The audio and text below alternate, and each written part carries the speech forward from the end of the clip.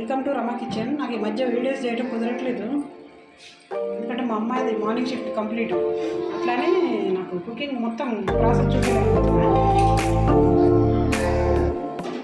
ఇక మా సాంబారు ఎర్రపప్పుతో చేసినది, మామిడికాయ వేసి చింతపండు వేయలేదు.